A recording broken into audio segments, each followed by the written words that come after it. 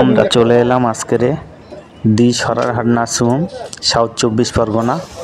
এখান থেকে এক দাদা ফোন করেছিলেন, সেই ফোন পেয়ে আমরা এই ভাইটিকে দেখতে চলে এলাম। ভাইটি খুব গরিব, অসহায়।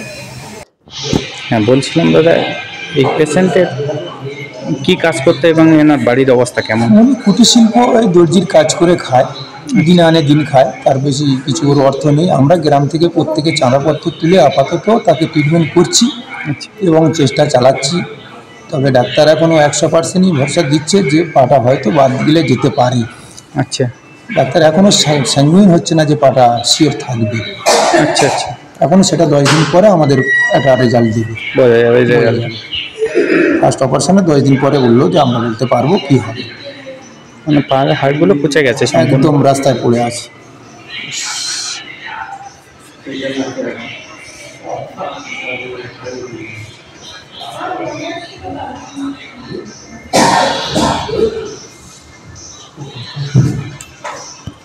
ঠিক আছে, দেখছি আমাদের দিক থেকে কতটুকু কি করা যেতে পারে। ঠিক আছে, আপনারা দেখবেন।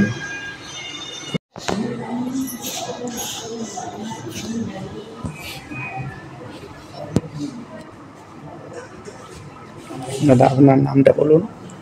মোস্তাকিম পিয়াদা। আপনার বাবার নাম? কুতুবুদ্দিন পিয়াদা। আপনার অ্যাড্রেস? গ্রাম লক্ষ্মীনারায়ণপুর, কোন থানার অন্তর্গত? ঢোলা থানার অন্তর্গত। আপনার এই ঘটনাটা কিভাবে ঘটেছে? ঘটনাটা আমরা আমাদের সাইড থেকে যাচ্ছিলাম, অপর সাইড থেকে এসে বাইকটা নিয়ে মেরে দিয়েছে। আমাদের গাড়ি 18-20 রানিং ছিল, বা একজনের সঙ্গে ফোনে আমি কথা বলছিলাম, আমি পিছনে বসছিলাম, আমার হাতে ফোনও রয়েছে, ফোনও পড়েনি। অ্যাক্সিডেন্টের পরেও আমি তার সঙ্গে কথা বলছি যে আমার বাইক অ্যাক্সিডেন্ট হয়েছে, ফোনটা রাখো। তারপরে আমি ফোন রেখে উঠতে যাবো, তখন দেখি না পাটা কুচে গেছে। আপনারা কোথা থেকে ফিরছিলেন, কোথায় যাচ্ছিলেন? আমরা ঢোলা বাজারেতে ঘরে যাচ্ছিলাম। ওদিনে ঢোলা মাদারপাড়ায় জলসা হচ্ছিল? জলসা থেকে ফিরছিলেন বাড়ি? সেই সময় দ্রুত গতিতে সামনে এসে একটা অপর বাইক আপনাদেরকে মেরে দেয়? বা এমনকি আমাদের গাড়ি যে এত স্লো ছিল, ওনারা মারার পর খুব জোর হাতখানেক আমাদের গাড়ি সরে গেছে।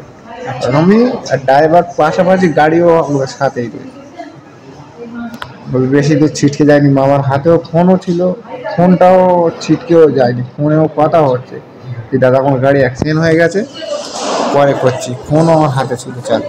আচ্ছা, বাইকে কজন ছিলেন? দুজন ছিলেন। তার কি অবস্থায় শুনেছেন আপনি, জানেন? শুনেছি বলতে গেলে আমি আমার মতো আছি, যতদূর সম্ভব ওনারও চোট গুরুত্বপূর্ণ হয়েছে শুনতে পাচ্ছি। আমি তো আর তার কাছে নেই। অ্যাক্সিডেন্টটা হয়ে যাওয়ার পরে আপনাকে কোথায় নিয়ে যাওয়া হয়েছিল? প্রথমে আমাদের লোকালয় রিজিওনাল নার্সিংহোমে নিয়ে গেছিল, ওখান থেকে ডায়মন্ড হারবার, তারপর পিজি, তারপরে ওটা তোমার আরজি কর। আচ্ছা, আপনি আপনার বাড়ির লোকের সঙ্গে কথা বলে দাদা, আপনি কি এনার বাড়ির লোক? পেশেন্ট? হ্যাঁ, আমার দাদা। আমার দাদা। তো পেশেন্টটা ঘটনা ঘটার পরে প্রথম চিকিৎসা কোথায় করছিলেন? যখন ঘটনাটা ঘটে তখন আমি অলরেডি বাড়িতেই ছিলাম। এবার আমার কাছে খবর এলো বাড়ি থেকে যে রোডের উপরে মুস্তাকিন অ্যাক্সিডেন্ট হয়ে ওর পা নেই। আমি সঙ্গে সঙ্গে ঘুম থেকে উঠলাম, উঠেই ছুটে চলে গেলাম, রোডের উপরে গিয়ে শুনলাম এই পরিস্থিতি। তাড়াতাড়ি করে আমি আরেকজনের সঙ্গে বলি বাইক বের করে এক্ষুনি চলে যেতে হবে রেজিওনাল নার্সিং রুমে। ওকে নার্সিং রুমে নিয়ে গেছে। আমি গিয়ে দেখলাম ওর রেজিওনাল নার্সিং রুমে টোটোর উপরে বসে আছে, জুমাইনস্কর বাজার। ওখানে গিয়ে দেখলাম যে টোটোর উপরে ও বসে আছে, পা পুরো একদম ন্যাড় করছে। আমি সঙ্গে সঙ্গে আবার বিরূপকে ফোন করলাম, বিরূপের নাম্বার আমার কাছে থাকে। বিরূপকে ফোন করলাম যে স্যার তাড়াতাড়ি আসুন, একে নিয়ে এক্ষুনি ডায়মন্ড হারবার যেতে হবে পেশেন্টকে। বলে রেজওয়ানকে ডাকলাম, ডেকে বলি একটা সাময়িক ব্যান্ডেজটা করে দাও, যে কোনোভাবে নিয়ে যাওয়ার মতো। বলে সঙ্গে সঙ্গে একটু ধরে ব্যান্ডেজ করে দেওয়ার পরে আবার সঙ্গে সঙ্গে নিয়ে ডায়মন্ড হারবারে গেলাম। ওখানে গিয়ে অ্যাডমিশন হয়ে গিয়েছে অলরেডি। ডায়মন্ড হারবার জেলা হসপিটাল না সুপার হসপিটাল? না, প্রথমে জেনারেলে এসেছিলাম, ওখানে থেকে জেলা হসপিটাল। জেলা হসপিটাল যেটা, ওখানে নিয়েছে। ওখানে এক্স রে করা হলো ফার্স্ট টাইম এক্স রে করে নিয়ে ওকে নিয়ে তারপরে অ্যাডমিশন করা হলো। অ্যাডমিশন করে ওখান থেকে বললো আপনি চলে যান সুপার স্পেশালিটি হসপিটালে। হ্যাঁ, সুপারে এসে ওখানেও অ্যাডমিশন হয়ে গেল। ওখানে অ্যাডমিশন হয়ে যাওয়ার পরে ওরা নিয়ে গিয়ে রেজওয়ান যে ব্যান্ডেজটা করে দিয়েছিল ওনার ওটিতে নিয়ে গিয়ে সেইটা খোলার সঙ্গে সঙ্গে দেখে ওকে বলছি তো এখানে হবে না, আপনি কাইন্ডলি নিয়ে SSKM চলে যান। আবার সুপার থেকে SSKM আবার SSKM রেফার করে দিল। তখন রাত 3টে নাগাদ। আচ্ছা আচ্ছা। আবার আমি সঙ্গে সঙ্গে ওখান থেকে নিয়ে আবার চলে যাই SSKM-এ নিয়ে গিয়ে ওখানে অন্তত 5 ঘন্টা আমি ওনাদের দুয়ারে দুয়ারে ঘুরছি, কোনো মতে অ্যাডমিশানটাই করেছে, জাস্ট পায়ে হাতে ধরার পর অ্যাডমিশানটাই করে বলছে যে আমার এখানে বেড নেই, আমি এখানে রাখতে পারবো না। আমি টেচারে করে নিয়ে ওনাদের এমার্জেন্সির সামনে ফেলে রেখেছি 6 ঘন্টা। বলছে যে আপনাকে এখানে তো 2-3টে অপশান দেওয়া আছে, ডায়মন্ড হারবার থেকে দিয়েছে যে আরজি কলও আছে বা আপনার ইয়েও আছে, NRSও আছে, আপনি এসব জায়গায় দেখুন। আমি একটা ওখানে মিথ্যে কথা বলেছি, স্যার আমি আরজি কল থেকে রিটার্ন নিয়ে এখানে এসেছি বলে তার আরজি কলের FIR ইয়েটা দিন। আমি বলি স্যার তাহলে আমি ভুল বলেছি, আপনি এটাই করবেন। বলতে ফের আবার ওখান থেকে যখন SSKM-এর থেকে ট্রান্সফার করলো, আবার না SSKM থেকে আবার আরজি কলে নিয়ে যাওয়া হয়। ওখানে গিয়ে বলছে আমাদের অর্থোপেডিক সার্জারি আজকের হয় না, আমাদের হবে আগামী শুক্রবার। আমি ওখানে কি করলাম, বলি স্যার আপনি তাহলে কাইন্ডলি অ্যাপয়েন্টমেন্টটা করে নিন, অ্যাডমিশন করে নেওয়ার পরে আপনি চিকিৎসা হবে, তাহলে সে সার্জারি হয় শুক্রবারে হবে। বলছে না, ইমিডিয়েটলি সার্জারি প্রয়োজন, আর আপনার যদি আজ 3 দিন যদি দেরি হয়ে যায় তাহলে আপনার এখানে লিখিত দরখাস্ত দিতে হবে যে আপনার এই পেশেন্টটা কিছু হয়ে গেলে তার হসপিটাল কর্তৃপক্ষ কোনো দায় না, আপনার দায়, দিলে আমি অ্যাডমিশন করিয়ে নিচ্ছি। তখন ওকে বলতে আমি বললাম যে এ তো সম্ভব নয়। বলে ওখানে প্রচণ্ড চিৎকার করছে, যন্ত্রণা। SSKM একটা ব্যান্ডেজ করে দিয়েছিল, সেই ব্যান্ডেজে বুঝে প্লাস্টার অবস্থায় নিয়ে গেছিলাম। ওখানে যন্ত্রণায় খুব বাঁচার কাছে একজন আমার চেনা জানা ছিল, ওনাকে ডাকলাম, ফোন করেছি।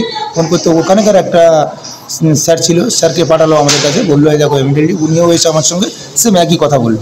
উনি আবার সুযোগ করলো আর একটা, বলছে যে আচ্ছা দেখছি আমি NRS-এ যদি আজকের অর্থোপেডিক সার্জারি হয় তাহলে একটু ইমিডিয়েটলি আমি NRS-এ পাঠিয়েছি। NRS-এ উনি আবার যোগাযোগ করলো, করার পর বলছে বেলা 2টো পর্যন্ত হবে। তখন আমরা 1টা বাজে আরজি কল, সেই হিসাবে আমি আরজি কলেতে এবার বুঝতে পারলাম যে তাহলে এখান থেকে NRS যেতে যেতে অর্থোপেডিক সার্জারি কমপ্লিট হয়ে যাবে, তাহলে আর ওখানে হবে না। স্যার আমাকে বললো আপনি এক কাজ করুন, যে কোনোভাবে কোনো হসপিটাল না হয় নার্সিংহোম করুন, করে আপনার পেশেন্ট তো বাঁচাতে হবে, নাহলে কী করে হবে, তো ইমিডিয়েটলি অপারেশনের প্রয়োজন আছে।